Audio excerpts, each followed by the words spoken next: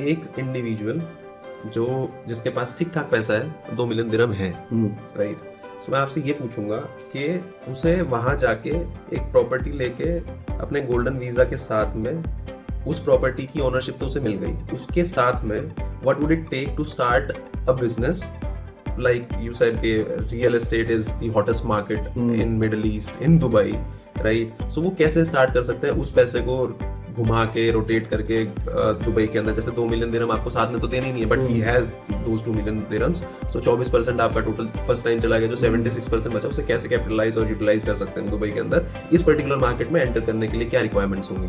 देखो, सबसे पहले तो क्योंकि आप ऑफ प्लान प्रॉपर्टी ले रहे हो, ऑफ प्लान प्रॉपर्टी ले रहे हो तो अंडर कंस्ट्रक्शन है, तो अभी आपको वो मिली नहीं है, तो आपको वहाँ पे सस्टेन करने के लिए, रहने के लिए तो घर वगैरह रेंटल सब लगेगा, और कुछ भी बिजनेस करना है तो आपको ट्रेड लाइसेंस निकालना होगा। ट्रेड लाइसेंस फ्री जोन का जो है 7 से 10,000 दिरहम का भी आ जाता है, मेन लैंड का जो है हो सकता है 1 लाख का भी कोई आए प्रोसेस होती है। Depends on what activities you do and which category you are. So there are categories and then activities. जैसे अगर हमें रियल एस्टेट बेचना है तो हम रियल एस्टेट का ट्रेड लाइसेंस लेते हैं, तो उसके अंदर sale purchase of new property है, फिर रीसेल का लाइसेंस है, फिर लीजिंग का लाइसेंस है, तो उनकी एक्टिविटीज ऐड करवानी पड़ती हैं। सो I don't think it's a major issue for anybody to start, and it's a very easy process also.